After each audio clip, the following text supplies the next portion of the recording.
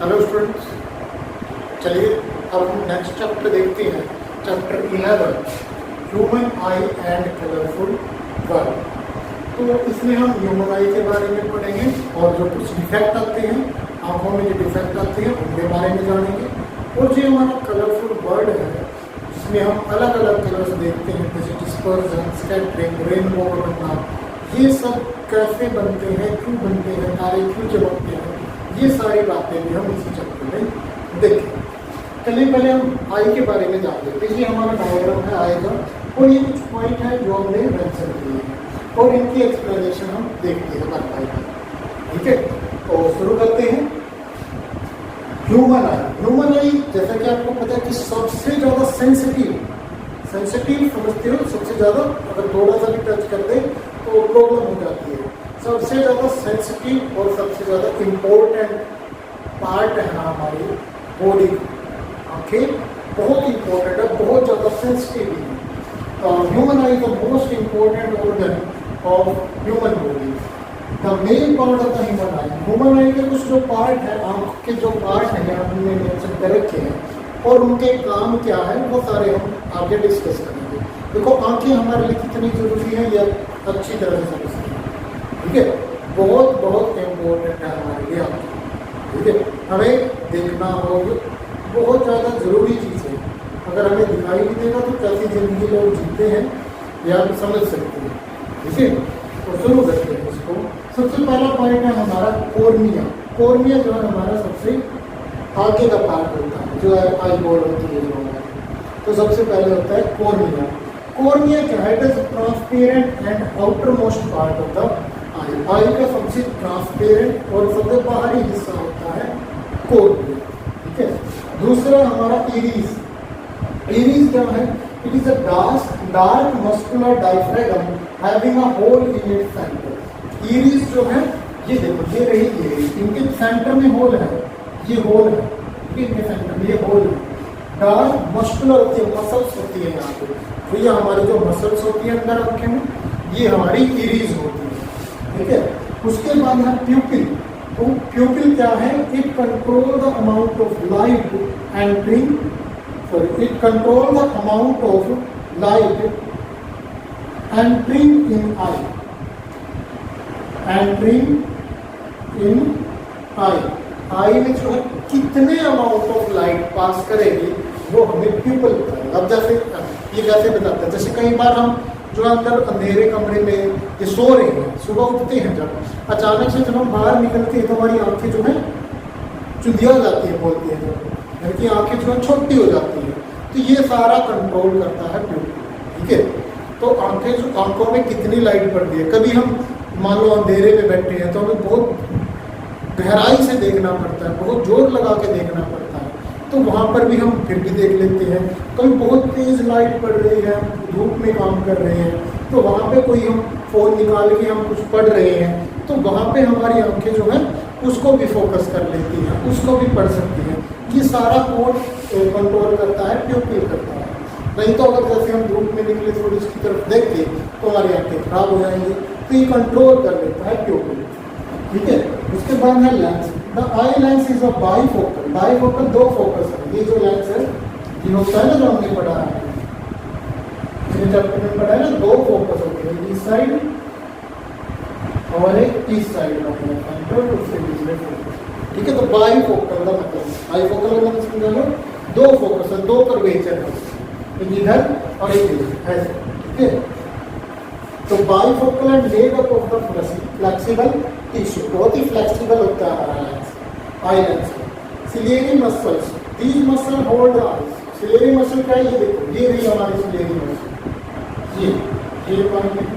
ये दो है, ये इधर से भी इस लेंस को पकड़ेंगे और ऊपर से भी ये लेंस को पकड़ के रखती है सिलेरी मसल। ठीक है, the muscles hold the eye lens in position and control the focal length। और अच्छा, दूसरा काम एक और होता है कि ये फोकल लेंथ को भी कंट्रोल करते हैं। कैसे? इसी यहाँ पर इन्होंने लेंस को पकड़ रखा है, ठीक है, यहाँ बना देते हैं, यहाँ पे लेंस को पकड़ रखा है, तो ये क्या करती है? यहाँ से इसको दबा देती है, तो इसकी शेप जो है कभी ऐसे होती है, ऐसे होगी तो इसकी फोकल लेंथ बदलेगी। बदलेगी ना, फोकल लेंथ परपेचर हो जाएगा छोटा और फोकल लेंथ बदलेगी। कभी इसको जो है रिलैक्स करती है कि बिल्कुल एक्शन हो जाता है, ठीक है, इस तरह से। तो ये सिलेरी मसल ही पकड़ के रखती है और यही इसको कंट्रोल करती है, कभी इसको दबा देती है, कभी ये रिलैक्स कर देती है, ठीक है। तो इस तरह से क्यों करती है, ये रीजन जैसे हमारी अलग अलग काम है, जब हमें बहुत ज़्यादा फोकस करना होता है, ठीक है। नॉर्मली हम देख रहे हैं, जैसे हम नॉर्मली सड़क पे हम इधर उधर पेड़ पौधों को देख रहे हैं तो हमारी आंखें रिलैक्स रहती है। जब हमें वो छोटा अक्षर देखना होता है, मान लो पेन पे कुछ लिखा हुआ है, अगर मुझे ये पढ़ना है तो मुझे थोड़ा सा फोकस करना पड़ेगा। तो यहाँ पर मेरा लेंस जो है इस तरह से फोकस करता है, तब जाता है इफेक्ट में आ जाएगा, फोकस कर लेगा। इस तरह से फोकस जो हमारा चेंज होता रहता है, फिर वो दूर का देखूंगा, फिर मेरा जो है लेंस जो है रिलैक्स हो जाएगा और ये फ्लेक्सिबल होता है तो अपने आप चेंज होता रहता है, ठीक है। चलिए अगले पॉइंट देखते हैं। चलिए नेक्स्ट देखते हैं रेटिना, ठीक है। नेक्स्ट हमारा पॉइंट है रेटिना। रेटिना क्या होता है कि जो हमारी आंखों में या लेंस में जो लाइट आई ऑब्जेक्ट पे पड़ने के बाद, मान लो कोई भी हमारी चेयर है रखी हुई है, उस पर लाइट पड़ने के बाद हमारी आंखों में पड़ती है, तभी हमें वो चीज़ नजर आती है। तो जब वो हमारी आंखों में पड़ी, लेंस से क्रॉस होके जो है एक इमेज बनाती है, हमें बताती है ना, तो यहाँ पे एक इमेज बनती है, जैसे चेयर बनी मान लो, ठीक है। लाइट कर देंगे, यहाँ पर हमने चेयर देखी और चेयर हमें यहाँ पे नजर आ गई, ठीक है।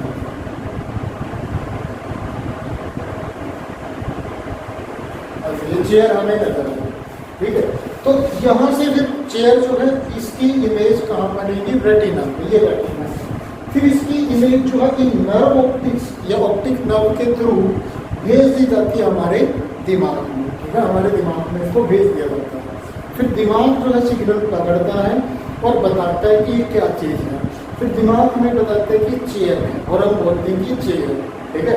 इस तरह से हम चीज़ें देखते हैं। तो यहाँ पर इमेज बनाने का काम कौन करता है, रेटिना। यहाँ पे पूरे में रेटिना इमेज बनाता है। तो जब तक हमारी इमेज नहीं बनेगी, कई बार जो है क्या होता है कि हमारी इमेज जो है कभी आगे बनती है, पीछे बनती है, रेटिना पे नहीं बन पाती। तो उस केस में हमारा जो है डिफेक्ट आ जाता है आंखों में, फिर जो है हमें लेंस लगाने पड़ते हैं, चश्मे लगाने पड़ते हैं उस डिफेक्ट को ठीक करने के लिए, वो भी हम अपने पढ़े, ठीक है। तो यहाँ पर अपने मान लो रेटिना की हमारी इमेज बनी, ठीक है। So it act as a light sensitive screen to obtain the image of the object. It contains a number of light sensitive cells which control the light energy, which convert the light energy. तो यहाँ पे इसमें बहुत सारे ऐसे light sensitive sales होती हैं जो इस सिग्नल को कन्वर्ट करती है इलेक्ट्रिकल सिग्नल में, और फिर वो नर्व ऑप्टिकल नर्व को भेज देती है और वो दिमाग में हमारे चला जाता है।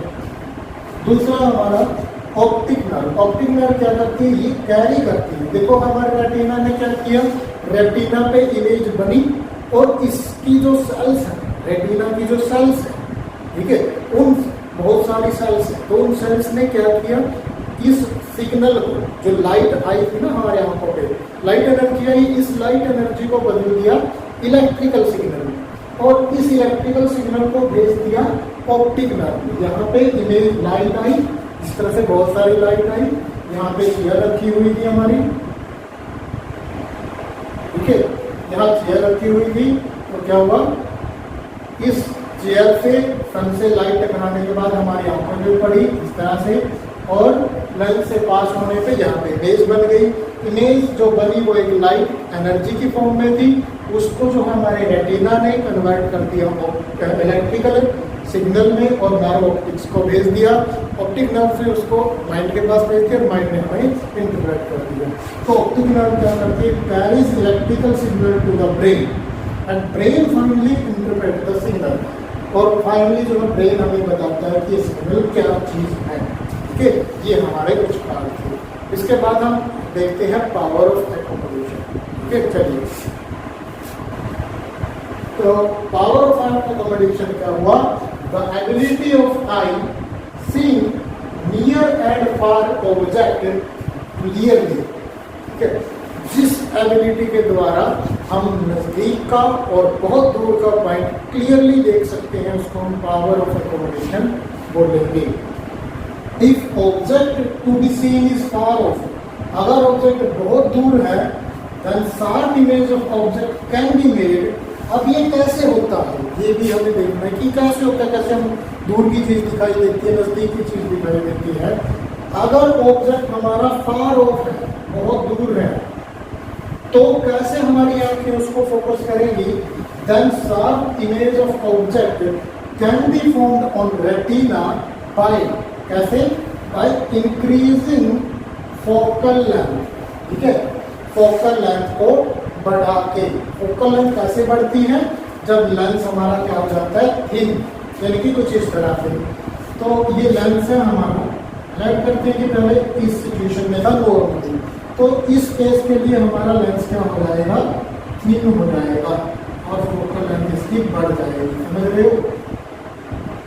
ठीक है, ऐसे तो क्या होगा, जो इसका कर्वेचर बनेगा यहाँ तक जाएगा सेंटर, तो फोकल लेंथ इसके बीच में। पहले क्या हो रहा था, ये यहीं तक जा रहा था, ये इसका सेंटर बन रहा था, तो फोकल लेंथ इसकी कम थी। अब हमने क्या किया, फोकल लेंथ को बढ़ा दिया। और ये काम कौन करता है, सिलियरी मसल करती है। सिलियरी मसल जो है इसको कॉन्ट्रैक्ट और रिलैक्स करती है, जिससे हमें ये अलग अलग पॉइंट पे हम ऑब्जेक्ट को देख सकते हैं। अगला पॉइंट है, if object is placed near, अगर ऑब्जेक्ट पास में रखा हुआ है तब कैसे देखेंगे, sharp image of object can be formed on retina by decreasing. अब यहाँ पर क्या करना हमने, ठीक है, ये ध्यान रखना है, अगर दूर की चीज देखनी है तो लेंस को क्या करना है, पतला कर देना है, ताकि इसका फोकस जो है दूर तक बन सके।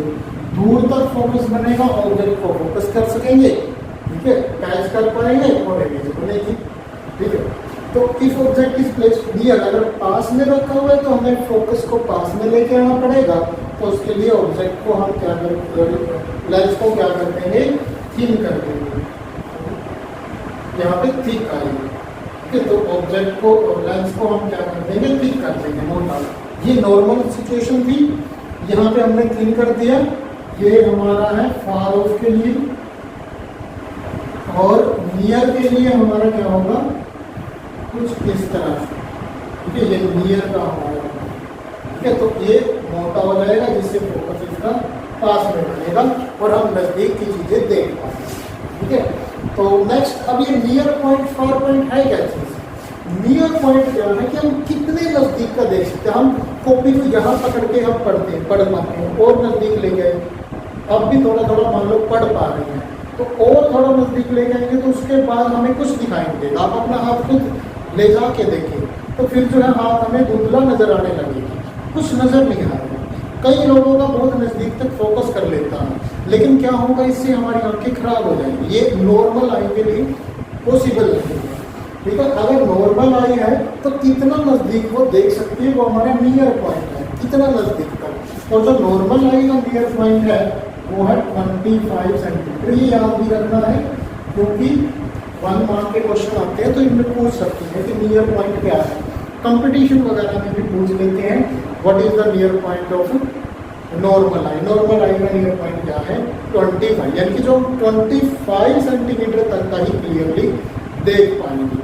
तो अक्सर बोला भी जाता है कि बुक्स को जो टेबल पे रख के पढ़े, लेते हुए ना पढ़े, क्योंकि नजदीक आ जाती है बहुत ज़्यादा, तो इससे आंखें खराब हो जाती हैं। उसके बाद आप फार पॉइंट, हम कितने दूर तक का देख सकते हैं, हमें नहीं पता। हम चांद को भी देख रहे हैं, कई बार हम जो है बहुत सारे ग्रह भी हमें अक्सर रिपोर्ट में आती है कि मंगल ग्रह को देख सकते हैं, आज शुक्र बुध ग्रह को देख सकते हैं। तो इस तरह से अलग अलग उल्का पिंड दिखा है। तो ऐसे हम सन को भी देखते हैं, सन कितनी दूरी पे है, तो एग्जैक्ट हम नहीं बता सकते कि हम कितनी दूरी तक देख सकते हैं, दूर तक कितनी देख सकते हैं। तो फार पॉइंट हमारा क्या हुआ, इन्फिनिटी। क्या होगा, इन्फिनिटी, हमें नहीं पता, बहुत दूर तक हम देख सकते हैं। तो नॉर्मल आई की बात कर रहे हैं, किसी की आंखें खराब आए तो उसकी नहीं। नॉर्मल आई का नियर पॉइंट या 25 सेंटीमीटर और फार पॉइंट इन्फिनिटी। ठीक है, इसके बाद हम डिफेक्ट देखेंगे। ठीक है।